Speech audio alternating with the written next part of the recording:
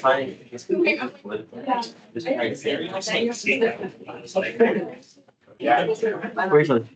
close the door. Which page are we on? Yeah, we're gonna continue with related rates. So let's turn to page 13 and see if we can finish problem example 3.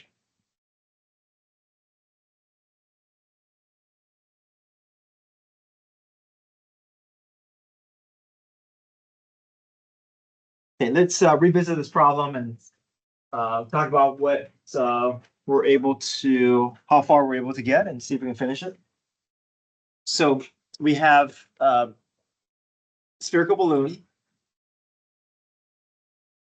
We did start this, right? Yeah. Okay.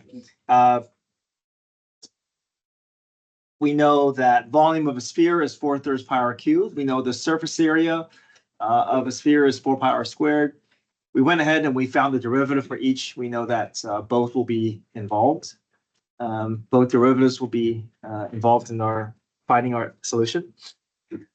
We know that with the unique thing about related rates is that time is the independent variable. So each time you take a derivative of a variable, you're going to have to understand that the v and the r and the s, they're all now dependent variables, and it's going to be all with respect to time. So v becomes dv dt. 4/3 pi is the coefficient. It just hangs around. R cubed becomes 3r squared. But we were asking for r's derivative, so we need dr dt. Same thing here. S becomes ds dt. 4 pi is a coefficient. It stays. The r squared gets applied power rule. So we bring down the 2. We get 8 pi r dr dt. And then we see if we can assign value to variables. Balloon is being inflated at a rate of 10 cubic centimeters per second. So we know that dv dt is a positive 10. We're looking for ds dt, and surface area is 64 pi.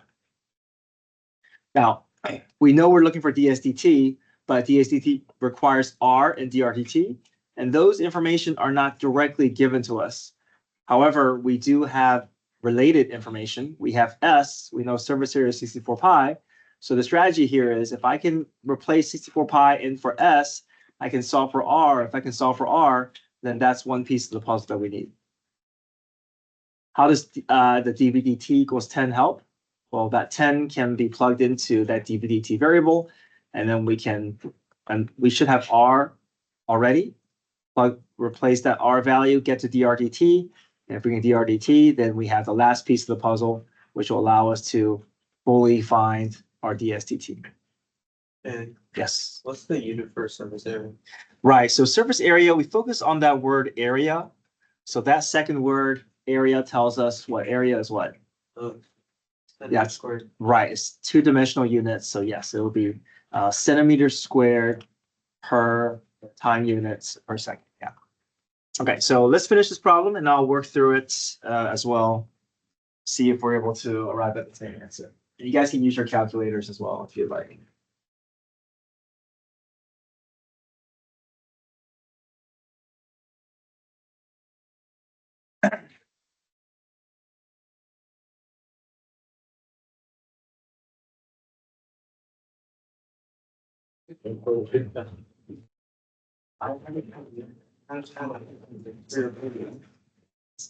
Just got my whole that was like completely changed. It's still bad. Oh, this is not a book.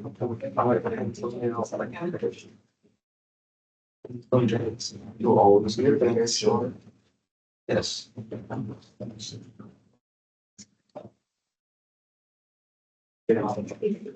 No.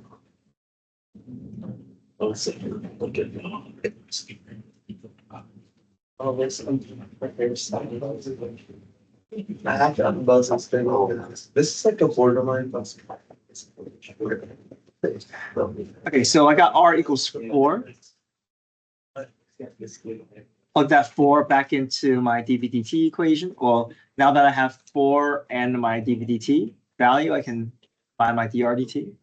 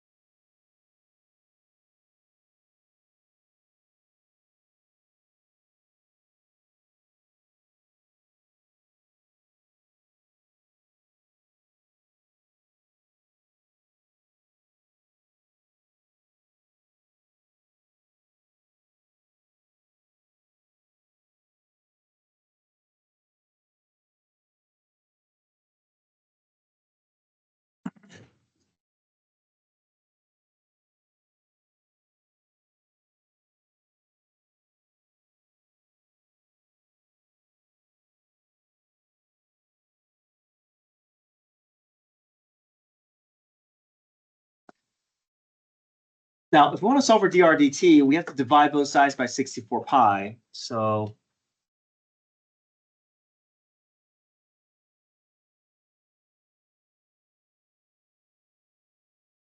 I could reduce 10 over 64, but this pi needs to stay where? In the denominator, yeah. So I think sometimes I see some students do this where they divide and that pi is in the denominator, but then they end up having that pi just float up to the top because maybe some of us feel like it just looks like it's more correct if that pi is up in the numerator. But if you do that, then you're changing the numeric value. So if that pi ends up in the denominator, then that's where it needs to be. Okay, we don't want to just move it up to the top, unless you make it pi to the -1, but then that looks more complicated. So just leave that pi in the denominator if that's where it ends up. So if I reduce, I get 5 over 32 pi as our drdt.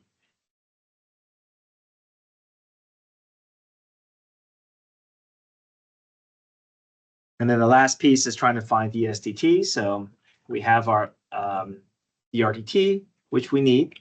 We have r, which was 4. And now we can go back and put everything in. dsdt equals.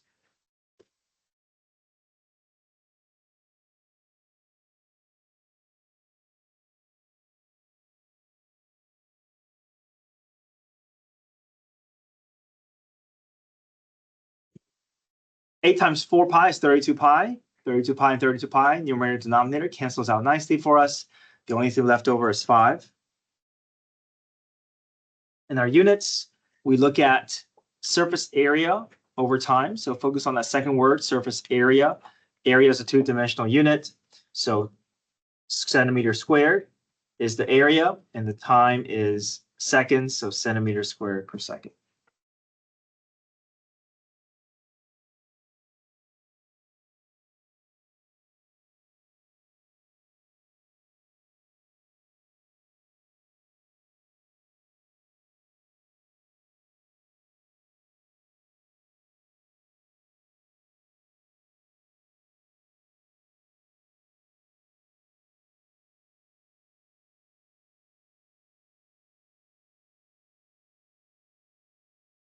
All right, any questions with 3?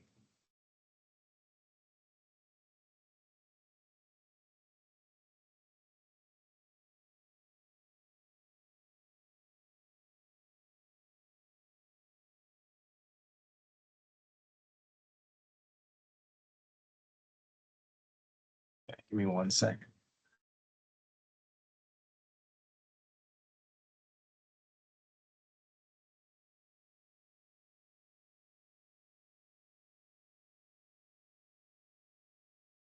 All right, here's number 4.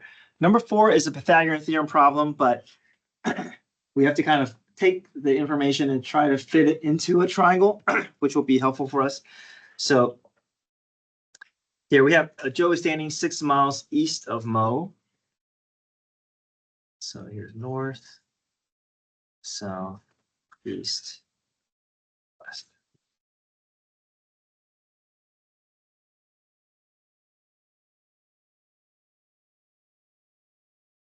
Okay, Joe is walking north at 3 miles per hour.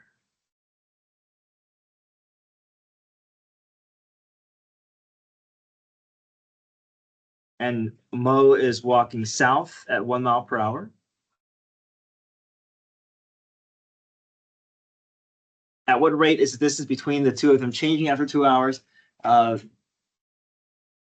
This kind of feels like kind of complicated. You got like multiple triangles. So we're trying to figure out the change of distance between the two of them. So what if we can have just one person absorb the movement of the other person?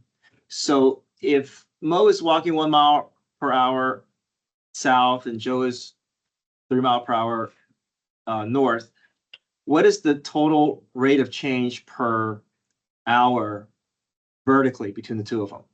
After 1 hour, well, after 1 hour, how many miles will they be apart vertically from each other? 4, right? So, well, what if we just have one person absorb both people's movement and just have one person go at 4 miles per hour? Because technically that is still the same rate of change between the two of them vertically. So we're going to think of it this way, where let's just have Mo standing still, and then have Joe be the one that is taking, it looks like 3 minus 1, but it's actually 4, right? We have to understand that after 1 hour, they're not 2 miles apart, they're 4 miles apart. So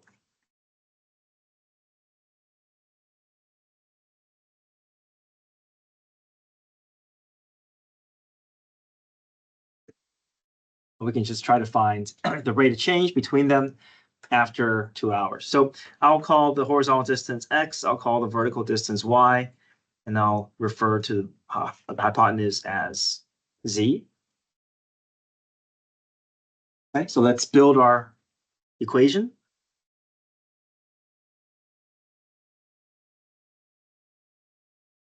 Pythagorean theorem. Every variable gets impacted by time.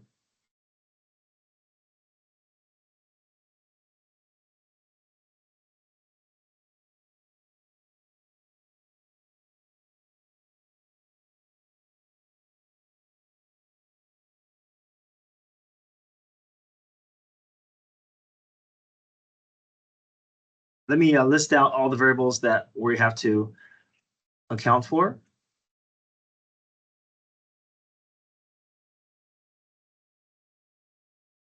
And see if we can fill them in one piece at a time.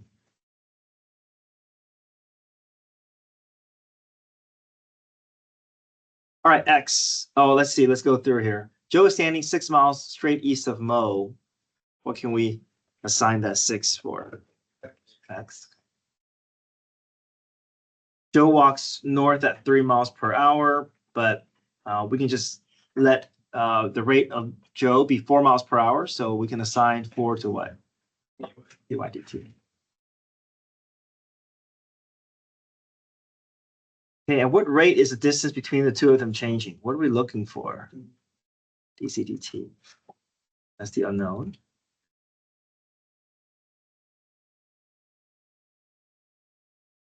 All right, we still have to figure out y, z, and dx dt. So y is here is 2 hours. So after 2 hours, where is Joe going to be in relation to Mo? Or how far will have Joe, how much distance will Joe have covered? 8, yeah. So he's moving at 4 miles per hour. First hour is 4 miles, second hour is another 4 miles. So we add that together, total of 8 miles. Okay. How can we find z? Pythagorean theorem, right? A squared plus b squared equals c squared. This is a variation of a 3, 4, 5 right triangle. So therefore z is what? 10. I mean, what do you think dx dt is? The rate of change? 0, because we know that horizontally they're always going to be 6 miles apart. It's just vertically the distance is changing. Okay, so everything we need, plug into our derivative equation, and then we're just trying to solve for dc dt.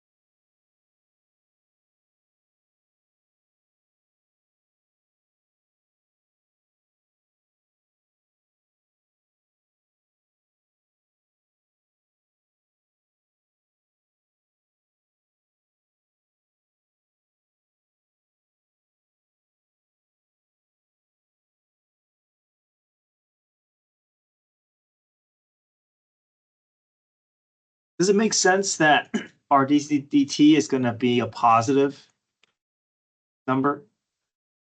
Yeah, because distance between them is increasing, right? As Joe keeps walking further and further away, that distance between the two of them is going to keep growing. So this positive number should make sense for us. Okay, any questions?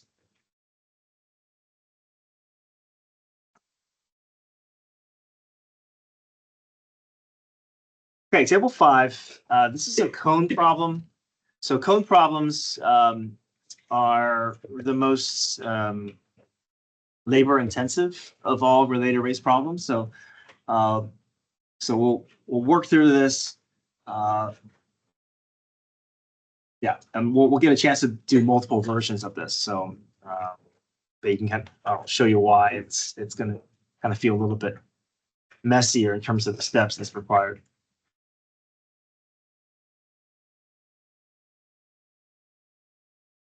All right, so we have a cone tank that's vertex down, 10 feet across and 12 feet deep. Label that.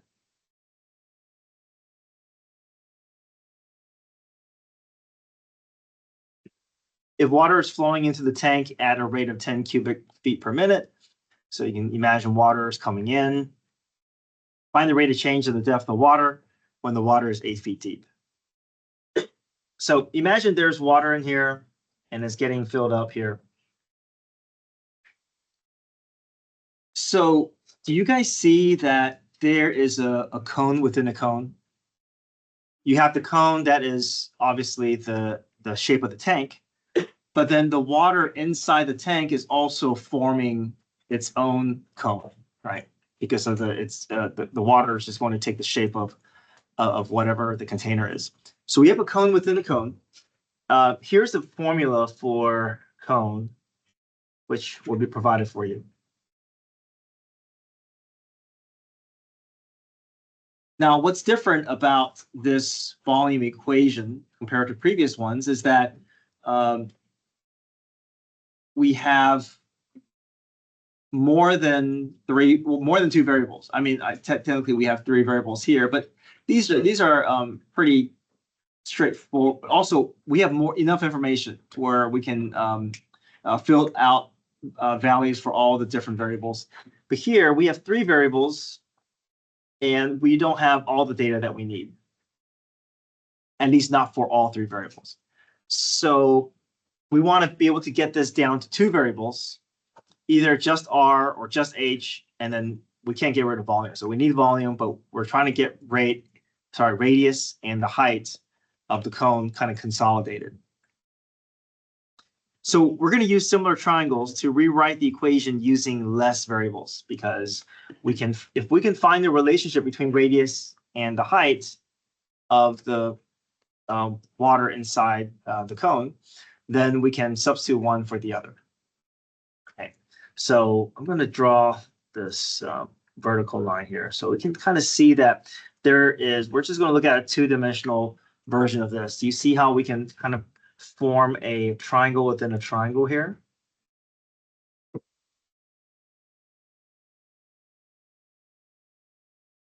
And so we have a right triangle within a right triangle, and let's figure out the dimensions that we know for this, right? So this is now the radius of the container, which is what? 5. And then the height of the container, which is 12. However, the radius and the height of the water level is continually changing, right? Because water is getting poured in, and any time that we find a number for R, the next second is going to change, right? So we know that the water level is always changing, the radius is changing, the height is changing. Are we good with that? Okay, so we're going to use similar triangles because right now R is not equal to 5, H is not equal to 12, but they are in proportion to each other. Okay, so that's what is going to allow us to connect the 2 variables together. So we can say this. We can say the radius of the small cone is to the radius of the large cone as the height of the small cone is to the height of the large cone. All right, are we good up to this point? Okay, I'm going to cross multiply here, get rid of my denominators here, so I get 12R equals 5H.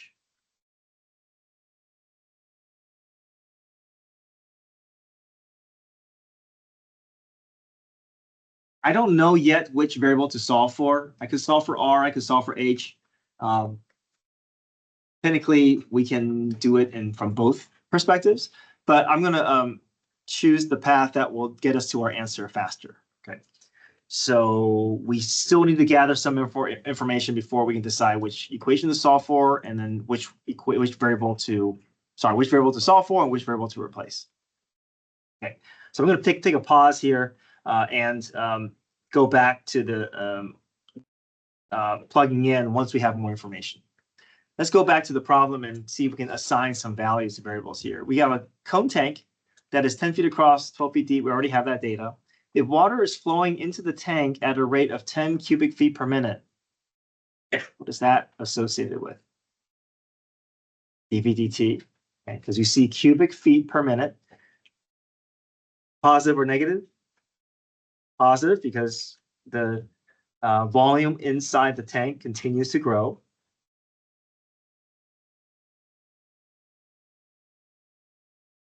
Find the rate of change of the depth of water. What are we looking for? dH over dt, right? The depth is related to the height, and you know it's a rate of change, so it can't just be a static value, it's a moving value. So dH dt is the unknown. When the water is 8 feet deep, what is that? H equals 8.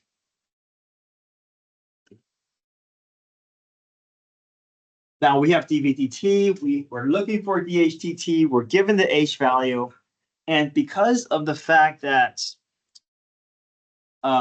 we have more information about height than radius, we're going to make the decision that, well, if I can get rid of radius, then everything will be in terms of height, and I can just use this data to plug in, right? If you want to solve for R, you can. It's just, we just need more additional steps. So let me show you the way that is a little bit quicker, and then we can discover, okay, if you accidentally solve for the wrong variable, you can still get to the right answer. Or not wrong, it's just a little longer. So if I want to get my equation in terms of H, that means I need to get rid of what? R. So I'm going to solve for R so I can find a replacement for R. Does that make sense? I'm going to solve for R. So R is equal to what? 5. Yeah, I'm going to divide both sides by 12. So 5H over 12. Okay.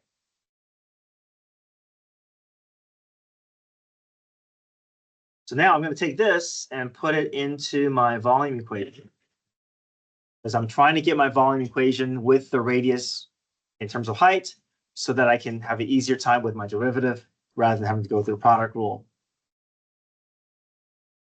I'm going to put a box around this H equals 8. This is potentially problematic data here, because this is talking about the height of the water level. Is the height of the water level staying constant at 8 the entire time? No. So if we put 8 into the equation too soon, then we're stating to the problem that the height is never changing, which we know is not true. So we are going to use this height equals 8, but it's only after we get to our final derivative where we're ready to plug in that 8. So basically, you're not going to use this until the end of the problem. Okay. So the temptation is, well, I have H. Why not just go ahead and replace 8 in for H? But remember, H represents the height of the water level.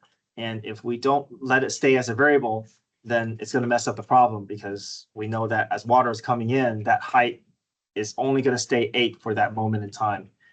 We want to find that full relationship for that H before we plug in. So we are going to use that 8, but not until the very end of the problem. So we said we're going to replace R with 5H over 12. So this is where the messy algebra comes in. B is equal to pi over 3 times radius squared. So 5H over 12, quantity squared, times h.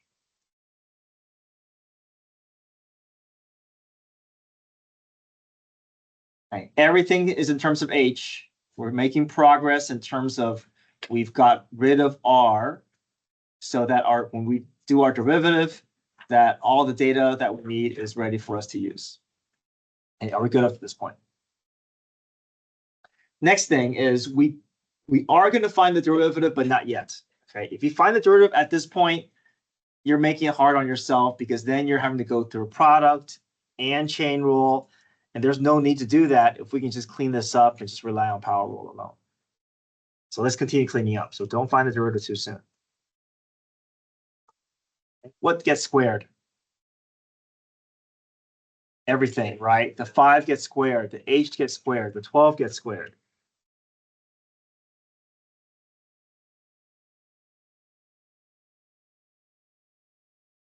We're still in our cleanup process here. You can use your calculator here. I'm going to pull out my coefficient. 25 pi over 3 times 144 is 432. And I can merge the h squared and h to be what? H cubed. Okay.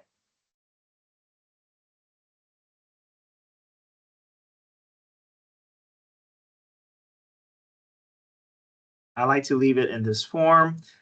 It just looks like a messy coefficient in front, but coefficients are easy to handle. I don't like to, we prefer not to look at a number below a variable, right? It just feels like it's more complicated, but there's just some number in front of h cubed. The derivative should be nice and clean, nice and easy. We're just doing power rule for h cubed.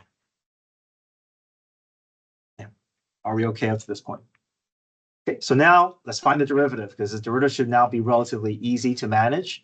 No messy product rule, no chain rule, just a clean power rule. Okay, so V becomes dv dt. Everything is still impacted by time. What happens to this 25 pi over 432? Yeah, it's just right, it just stays, right? Just some coefficient in front. H cubed becomes, yeah, we're asking for h's derivative, so we still need what? dh over dt.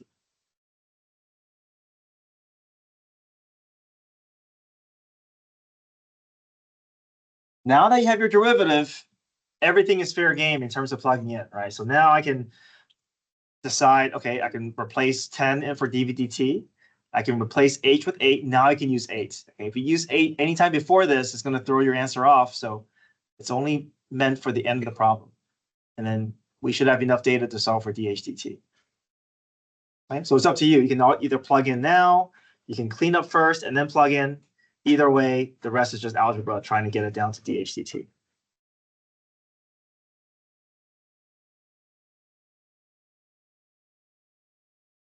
So your way of cleaning up may be different than mine, which is fine as long as we follow algebraic rules. Oh, and if you're using your calculator and you're trying to reduce these fractions, leave pi out of the calculator because most of the time your calculator is going to try to convert them to be decimals, and then you won't get a numeric answer. So in that sense, kind of treat pi like a variable in the sense that we want to hold on to that symbol until you want to have that pi notation in your final answer. You don't want some decimal approximation.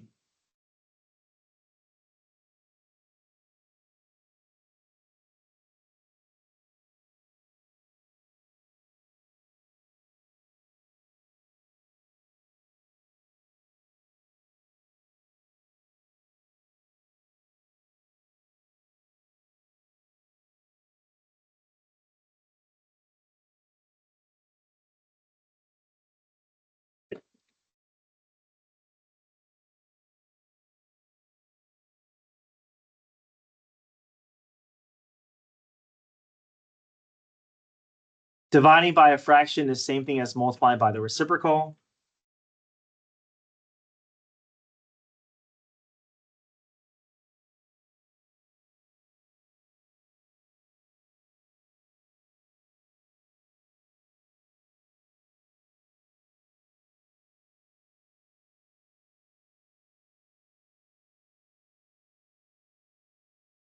This is 4320 divided by 4800.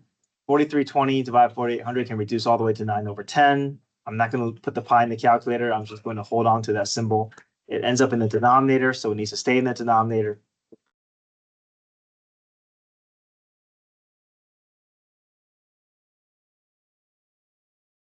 Height is a one-dimensional unit, so our units will just be what? Feet over feet per minute. It makes sense that we're getting a positive number because as water is entering into the tank, the radius of the water level inside the tank is increasing, and so is the height of the water level inside the tank.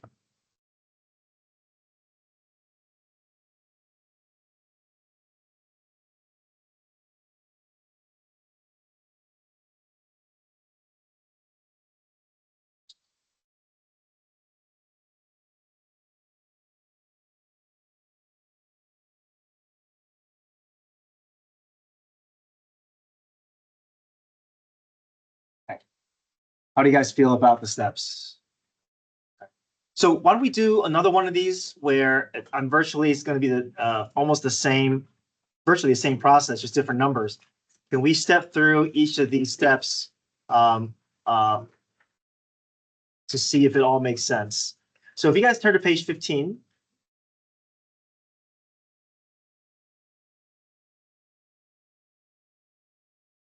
And try number 3.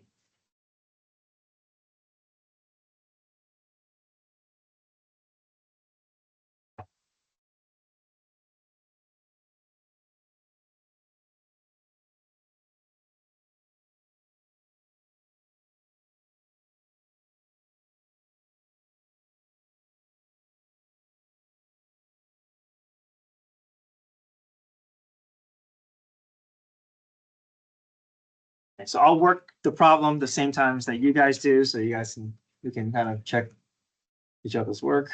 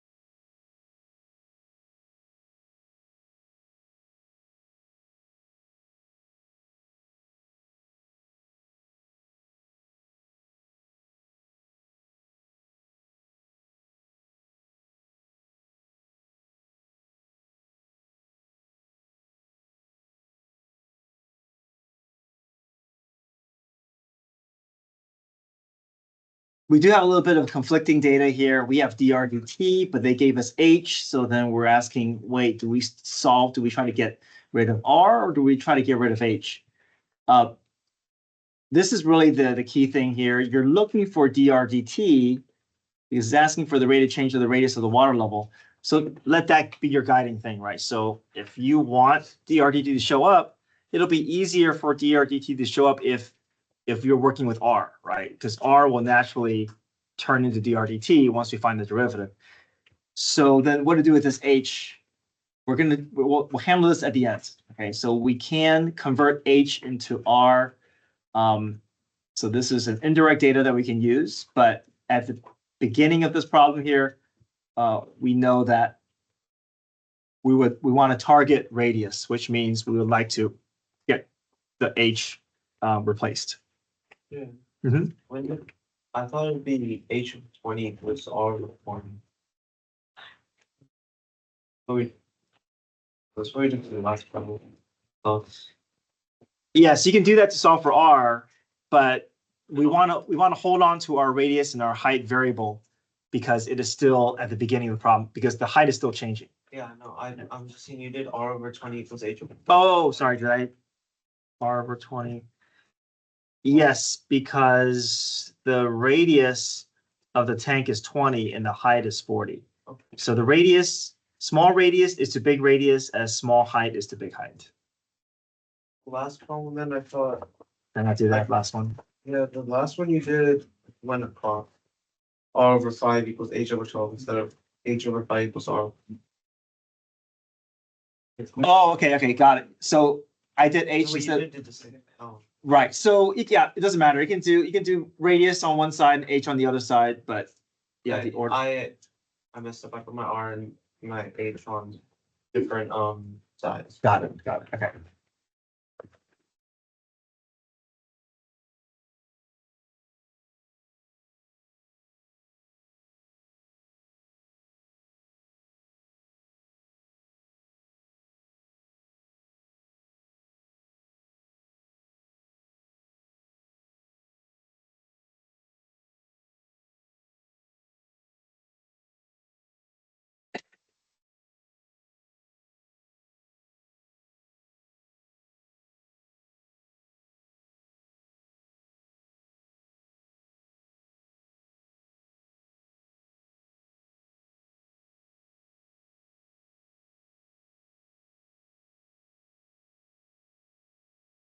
Don't find the derivative too soon.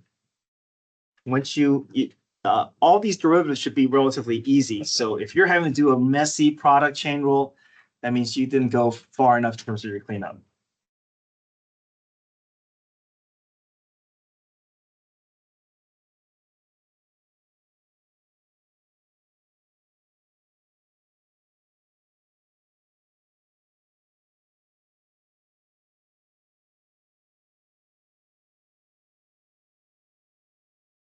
Oh, I'm sorry.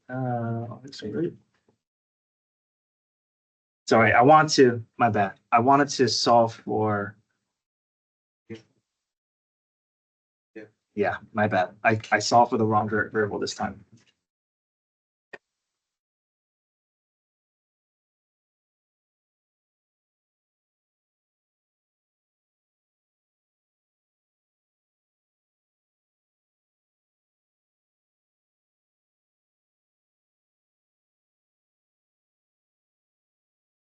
Sorry, H equals 2R.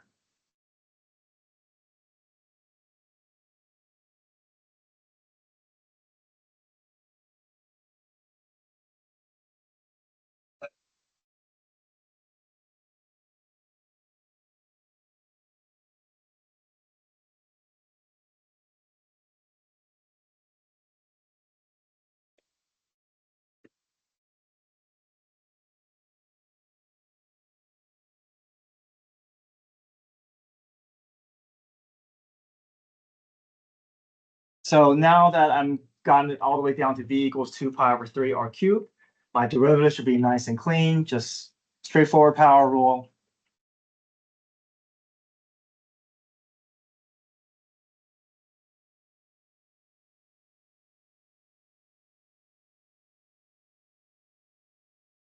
Every variable gets impacted by time, so dv/dt shows up, dr/dt shows up.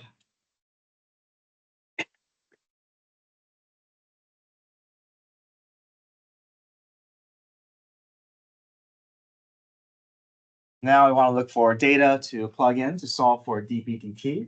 We have dr/dt. We're looking for dr/dt. We have dv/dt, but what's missing here? We need what? We need the radius of the water level at this moment in time. We know the height of the water level at this moment in time. So how can I find the radius if I know the height of the water level? Yeah. Right. We have a relationship between H and R for our water level. So if I know the height is 8, then my radius must be what? 4. Yeah.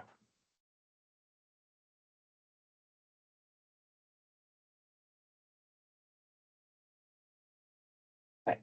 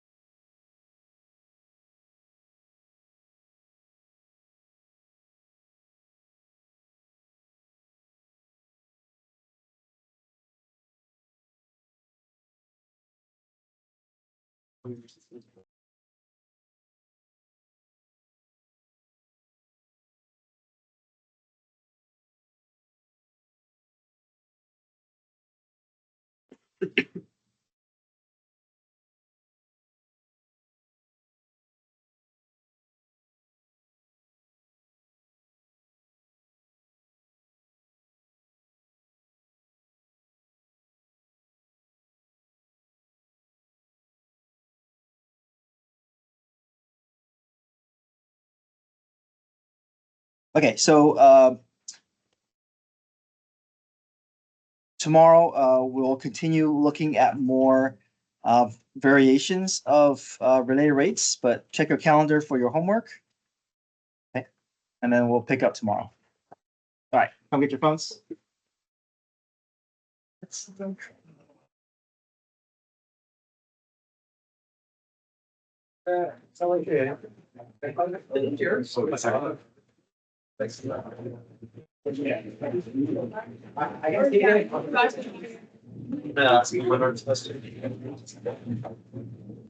When did we take it? Like,